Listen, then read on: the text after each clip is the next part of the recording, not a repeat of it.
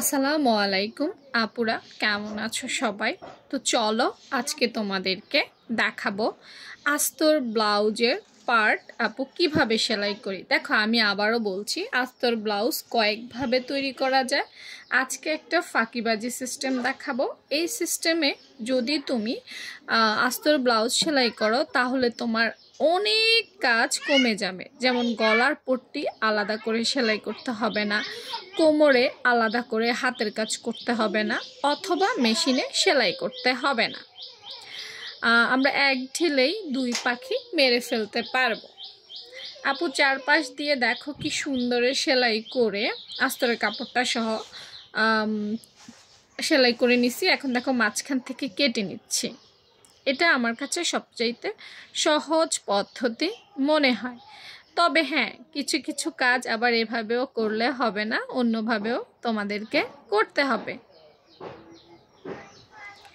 এরপর দেখো, গলা সেলাইয়ের পর আপু যে নিচের অংশ বা কোমরের অংশ আছে না, সেটা সেলাই করে দিব। মানে পুরোটা সেলাই করা যাবে না, শুধু গলা আর কোমর।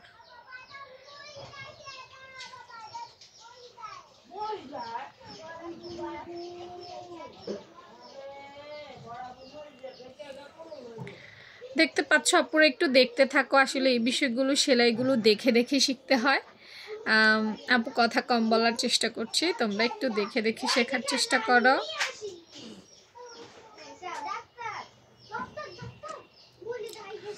সেলাই হয়ে যাওয়ার পর এখন আপু একটু ঘুরিয়ে নিয়েছি, মানে সামনের পিঠে নিয়ে আসছি। ঠিক আছে, এখন সুন্দর করে চাপ সেলাই দিয়ে দিব। গলাতে এবং কোমরে দুটো জায়গায় কিন্তু চাপ সেলাই দিতে হবে।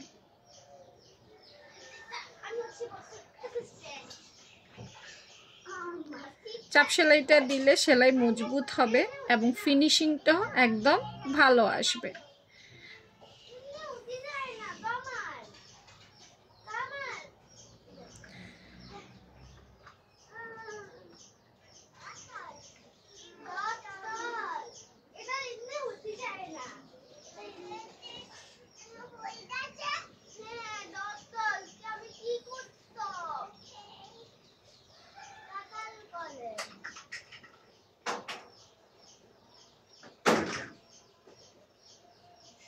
ব্যাস আপুর প্রায় সেলাই কমপ্লিট। এটা ফ্রন্ট পার্ট ছিল।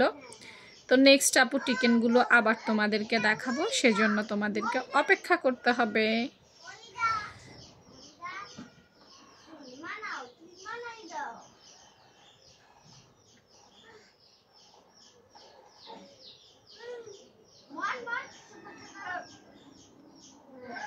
আল্লাহ হাফেজ।